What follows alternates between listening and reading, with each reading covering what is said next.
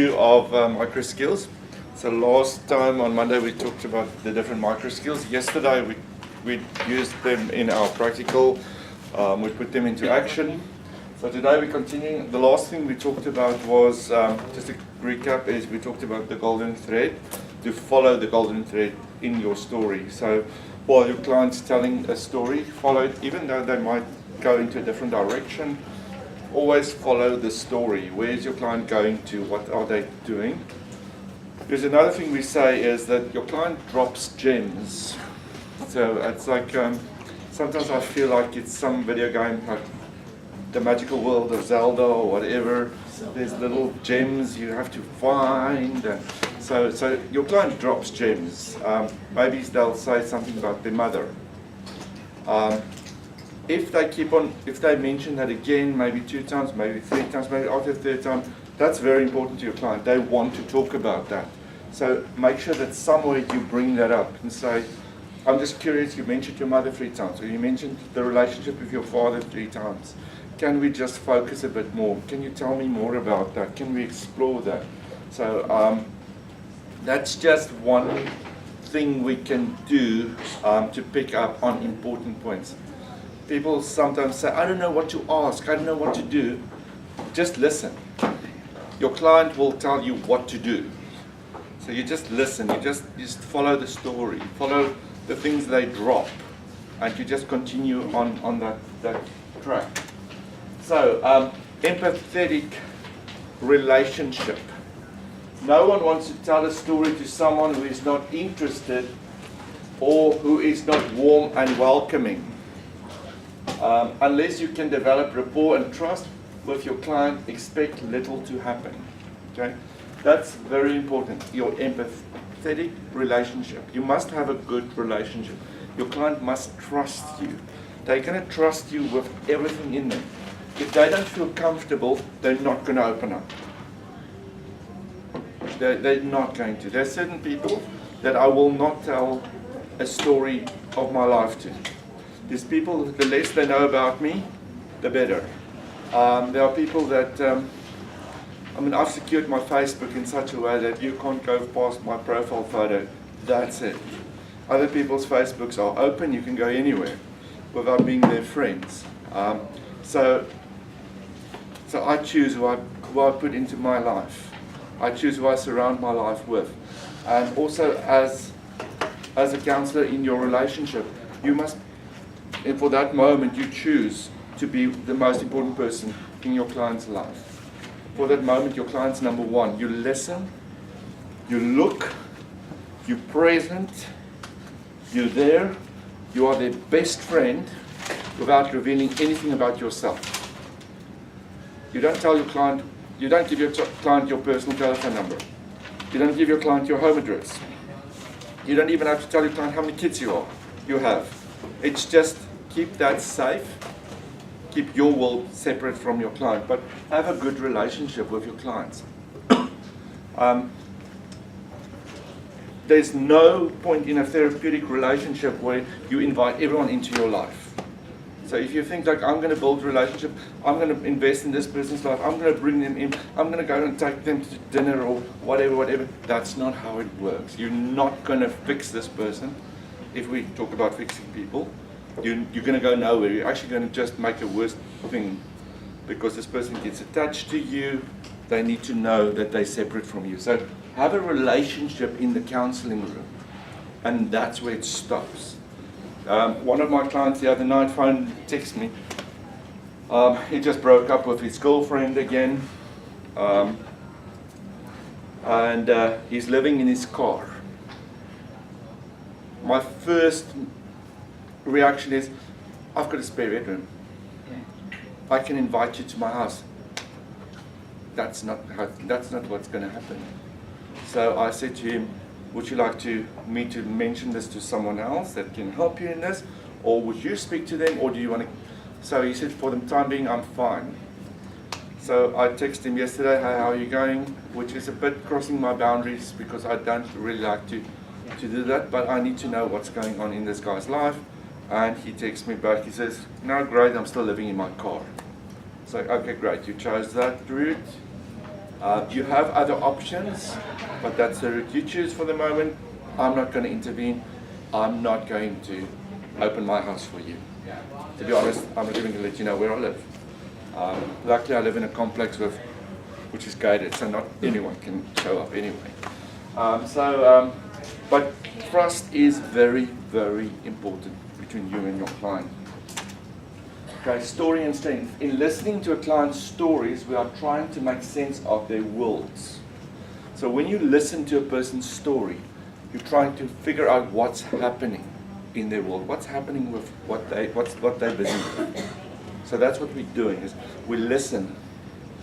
And listen means you use also all your other senses.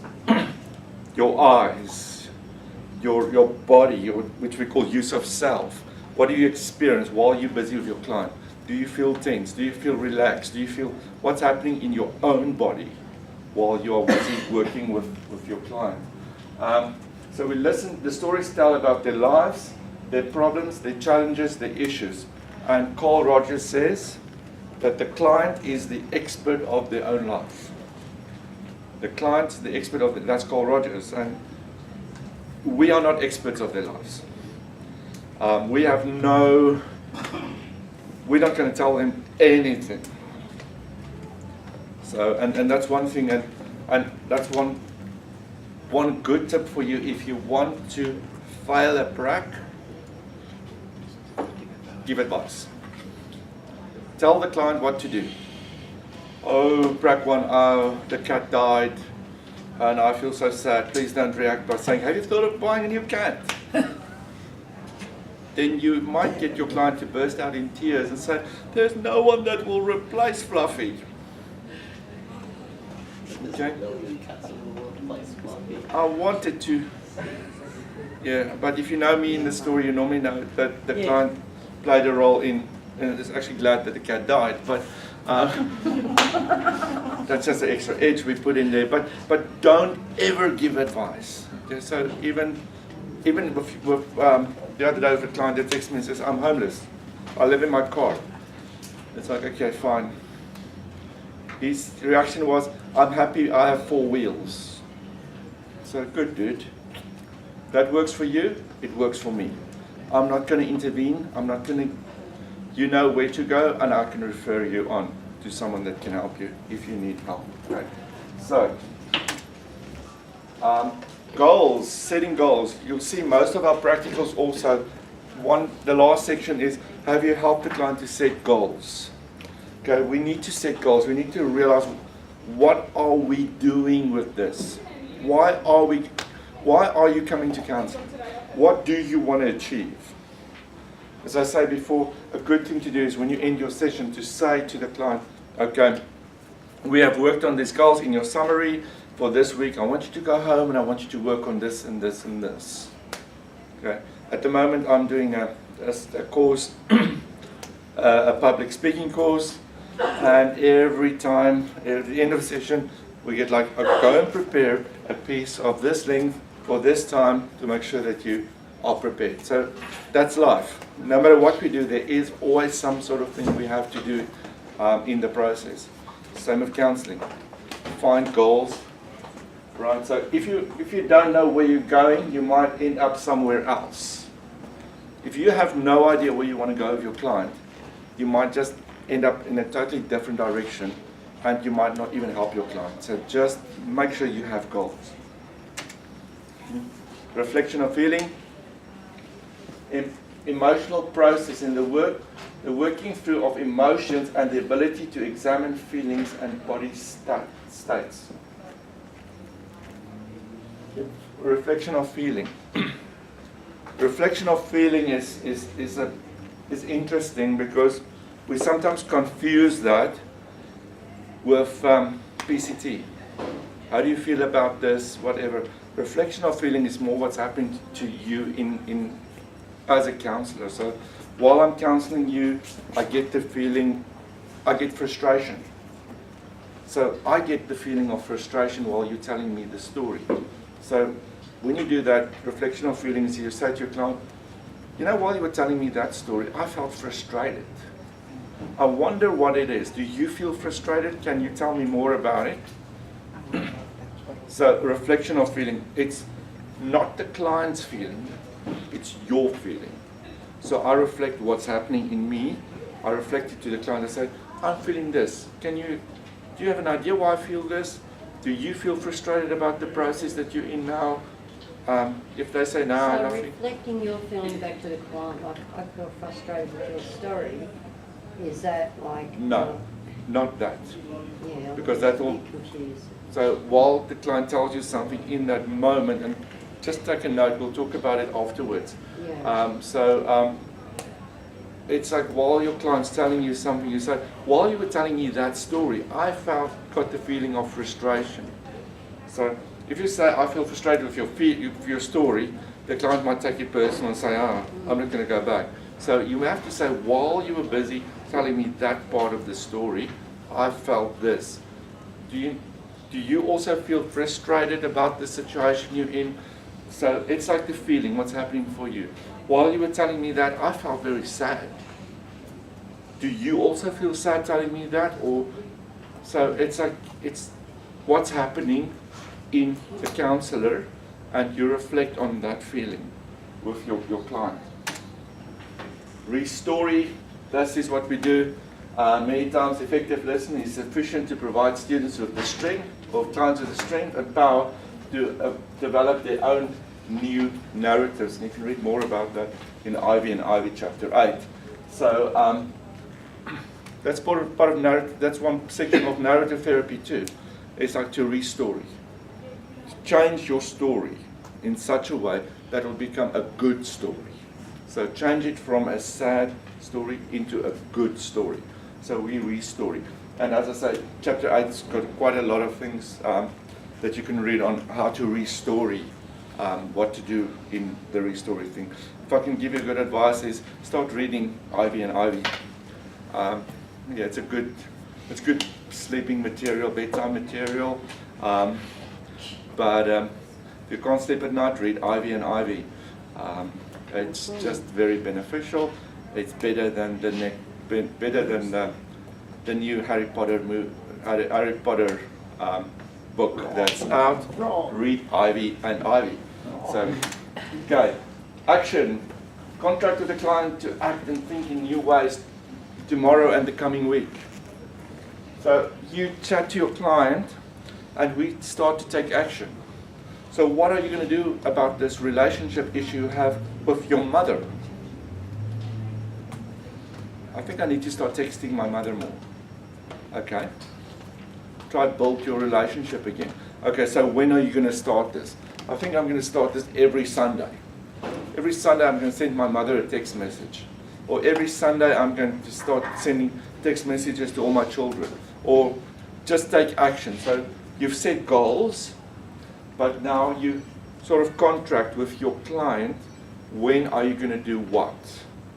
Okay, what's going to happen when? So like, that can be used if you're writing down little things that they say, like helping them set out a goal list. You could use the actions with, like, have the goal and be like, what action would be used? Yeah. So instead of, you set a goal, but you also need to decide what are you going to do and when are you going to do it. There's no point in deciding what I'm going to do without a time frame. So always remember to set a time frame for your client. Say, will you do this? Let's say, what about the next week? Can you do it in the next week? Or when do you want to do this? Make sure that you throw it to them. You don't come and say to them, okay, will you do it tomorrow? Okay, they need to come up with when. So what about in the next week? Yes, in the next week. When in the next week? That they say, okay, I'll do it on Wednesday or so. So you have to like sort of bring it down. It's like selling stuff over the phone or making an appointment. The first thing is you find someone and so you say, can I see you Monday? And they say, yes, Monday is good. And then you say morning or afternoon. Instead of saying when. Oh, I don't know. So just say morning or afternoon. Okay, morning. Great. What about 10 o'clock? So that's just making an appointment. So with your client too is, when do you plan to do this? I don't know. What about this week? Okay, this week is good, yeah. So when in this week? We've got 7 days. What day? And then I have to say day. Okay, so that's just getting them into action. So it's sort of a verbal contract between you and your client. When are we going to do this?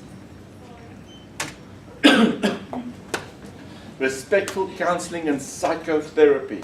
And I've told you before what psychotherapy is. Just a recap, psychotherapy is not a therapist that went psycho. Psychotherapy is you choose a field of study and you continue studying further in that. It can be in narrative therapy, it can be in play therapy, all sorts of things. Okay. Just while we're on the topic play therapy, I found a person who's a psychologist in play therapy, and she said she'll come and explain play therapy to you all in proper ways, better than I can do, although tomorrow I will still do that. Okay, so respectful. The word respectful is, first of all, as a client, you must be respectful about religion and spirituality. No matter what religion they're in, no matter how they see their spiritual life or whatever, you are not there to attack it. You are not there to change it. You are not to push your ways onto them. So the R of respectful is religion and spirituality. Great.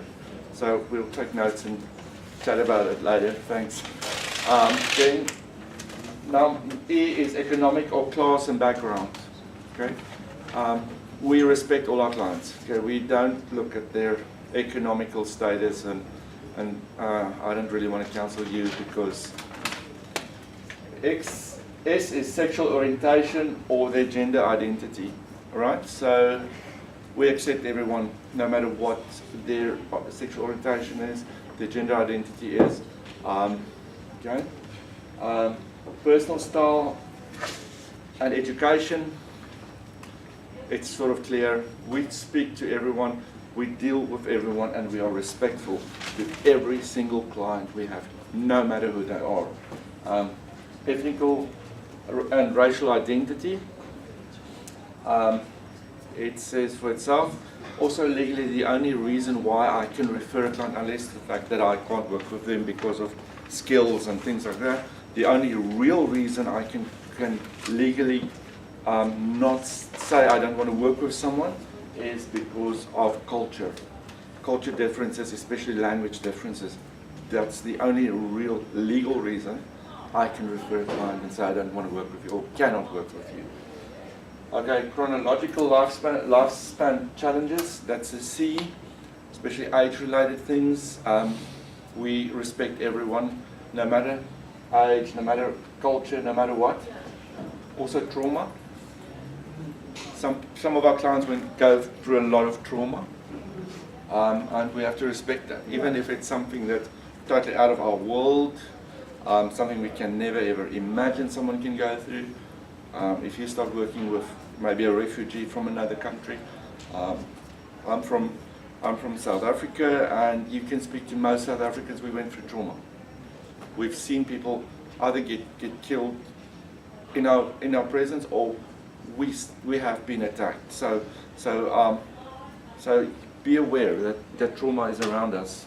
It's not only in war-torn areas.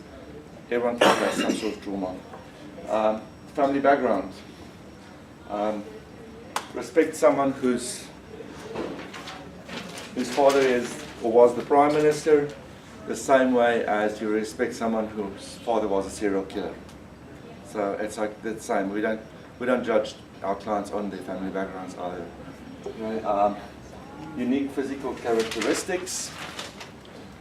If they have maybe 4 eyes and 4 ears and whatever, they look really unique, we still love them and we still respect them. Okay, so yeah, so it's like right, and location of residence and language differences. So if they live in the local caravan park or in Hope Island or wherever, we still respect them and we treat them all the same. So that's something very, very important, and we need to work on that as counsellors. So it's important that people feel safe in your presence, no matter who they are. You need to create this safe atmosphere They must be able to just tell you everything because they feel safe. Okay, so, right.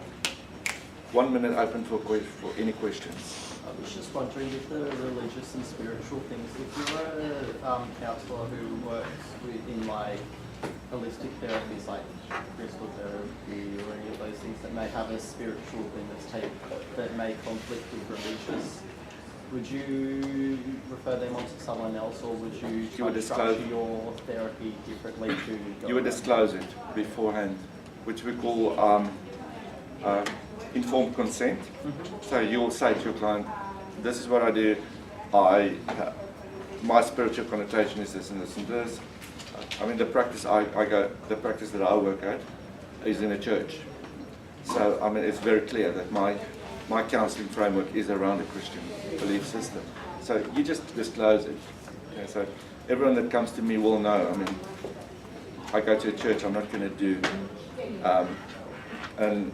a different sort of religion practice there. So you just disclose, your clients need to know. Okay, so, and they can choose. They have the freedom to choose. So even what you do, what sort of therapy you do, you have to disclose it. That's part of in the beginning, your letter. It's informed consent, where you tell your clients what therapy you're going to do, how you're going to do it, that sort of stuff. And you have a question. Yeah, so within the church doing it that way, say if somebody from another culture, you would still counsel them? I'd still counsel them. Yeah. The only thing is they know what that I'm a counsellor, that I'm not a Christian counsellor, I'm a counsellor that's a Christian. Yeah. So that's different. That's a different technique. It's just in that before you said that one reason for like referring is the cultural difference. Yeah. Of sometimes it's best if you do not counsel them Yeah. before that.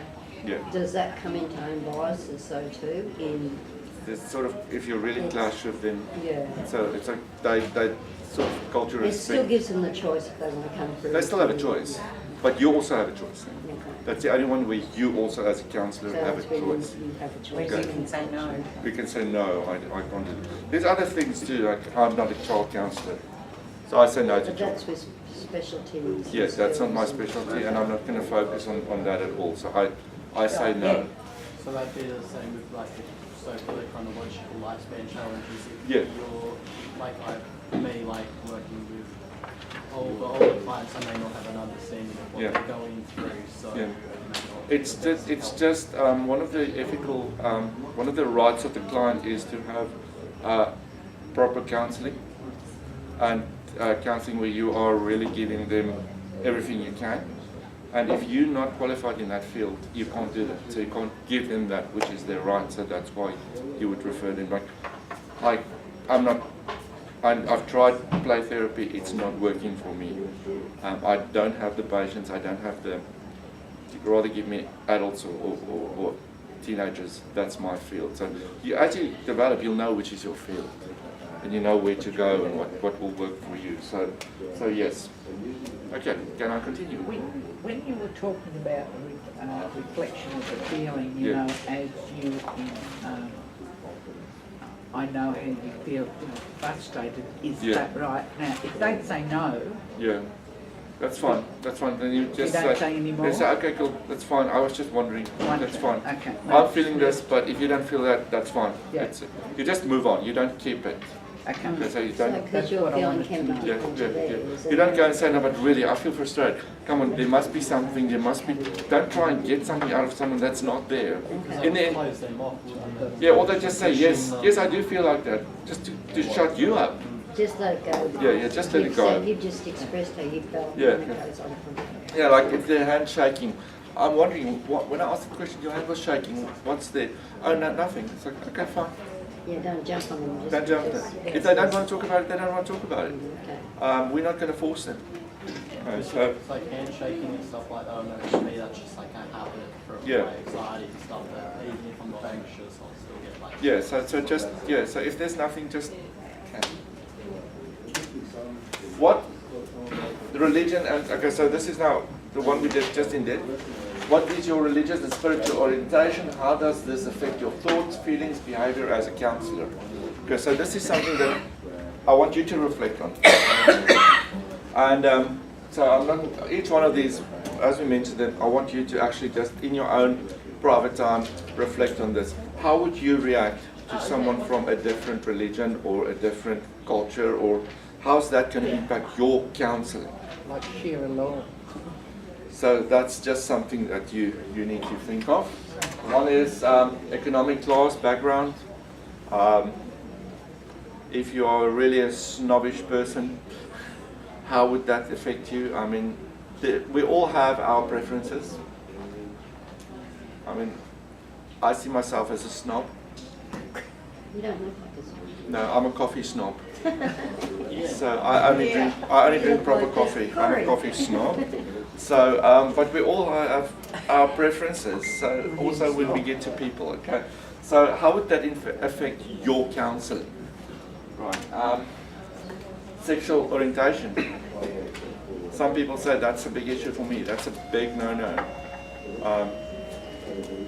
Some people. That one gets complicated though with religion as well. Yeah. So There's a yeah. lot of different views. Yeah, I'm right. I have to write it. I'm busy with. I'm on this topic for uni now. 2,500 word essay on my religious point of view on this topic. Not that you're not respecting the person. That's Yeah. So if you're someone who's grown up with lots of like people with different sexual orientations and gender identity practices, you would be better working with someone like that because you'd have a better understanding.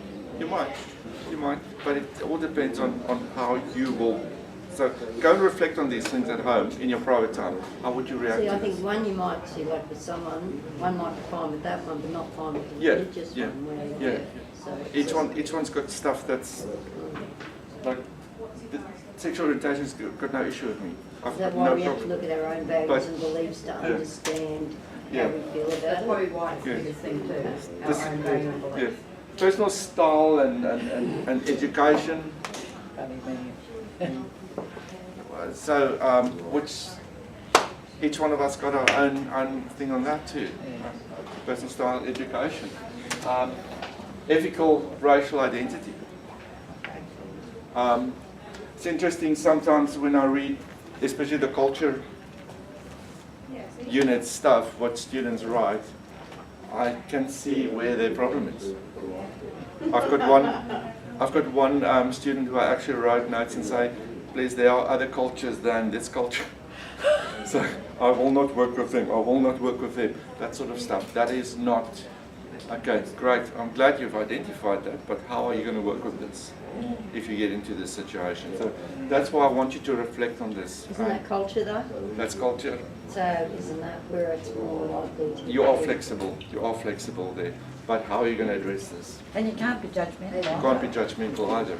Well, you're only going to be working with the majority of people. Yeah, We're so, a small majority. okay. Lifespan challenges. Young people, old people, middle age, teenagers. Okay. You can find your field of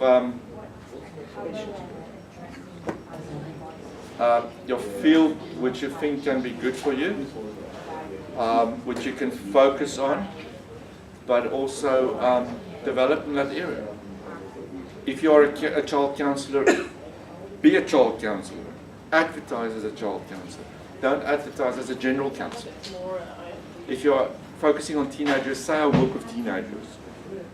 Make and do all your training and all your extra workshops and stuff you go to in that area. Okay, so don't. So how do you work out where you want to be though? You know what's your passion. You know what's in you. So, Right, trauma. What is your experience of life trauma?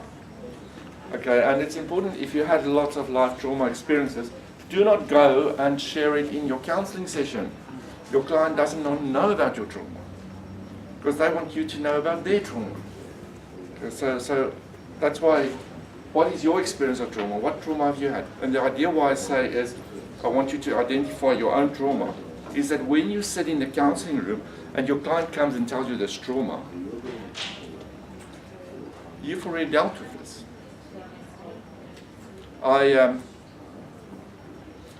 The uni I go to is next to a rifle range.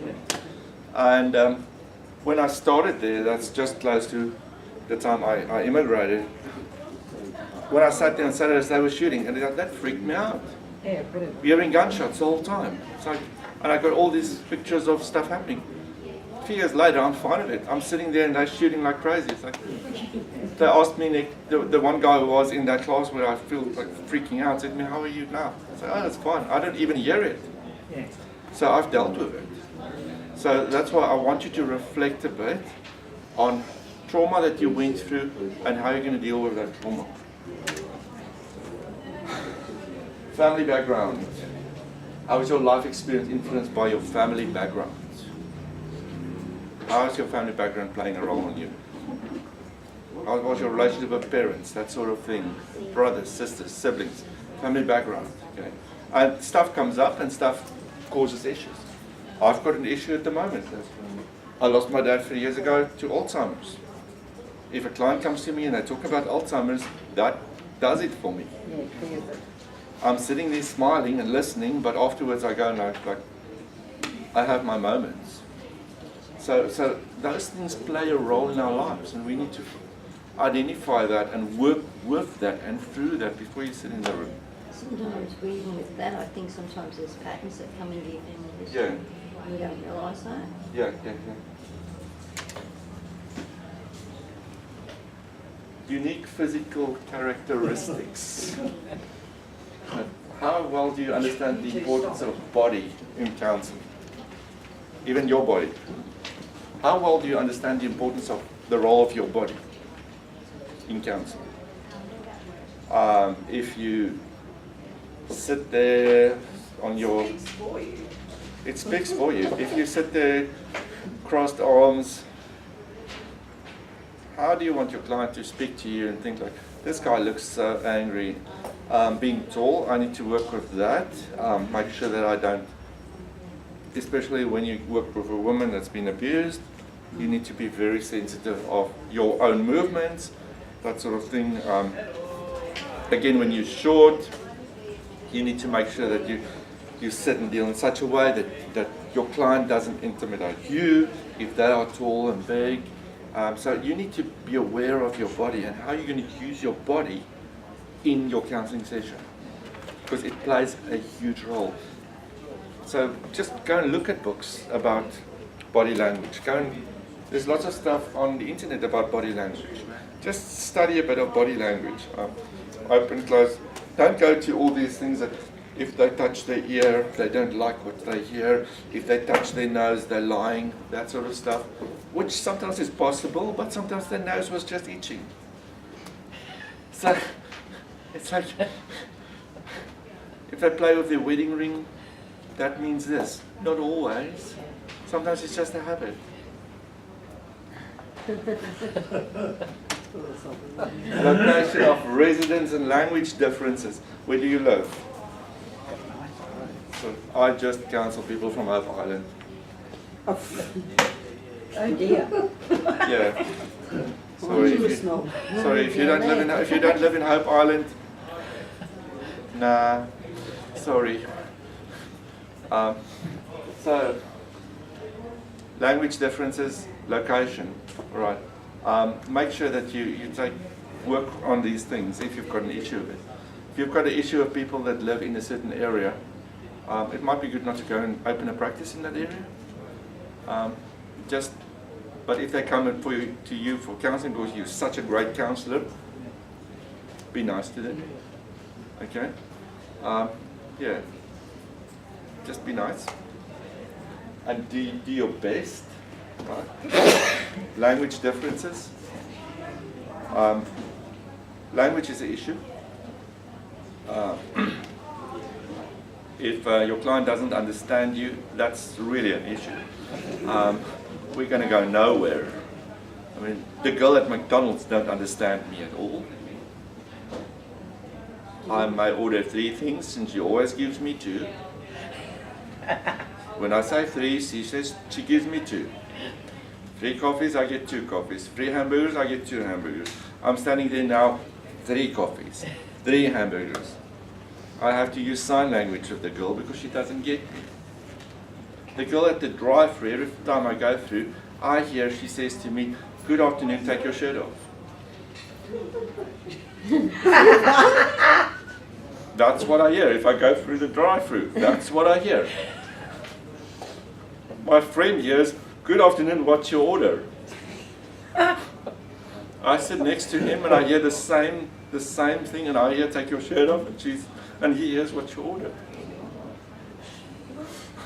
Language plays a big role. It can also cause a lot of confusion. Take your shirt off into the window.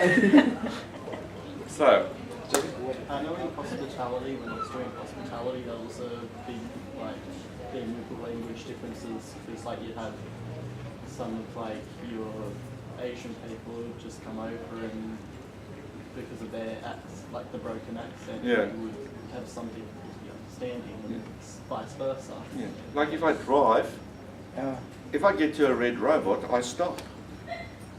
A red robot. If you get to a red traffic light, you stop. I stop at robots, you stop at traffic lights. Saying you're not. Yeah, so language plays a big role, okay?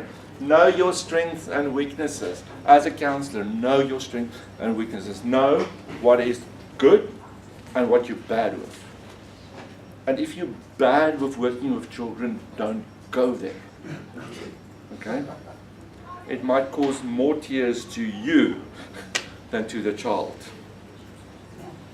I've enrolled out of absolute no knowledge. I thought this looks so cool, play therapy. I enrolled in a master's in play therapy and like, oh, it's so great. And then after I did my first assessment, I realized I have to work with children forever if I do the master's in that, and I had to change quickly because I realized I'm not a person that can work with children. So make sure, also when you enroll into a workshop, make sure that's something that you really want to do instead of wasting time and energy and stuff. And that is the end of micro skills part 2. So any further questions for the next 5 minutes before we break, and then I think 11:30 is the next workshop. I think it's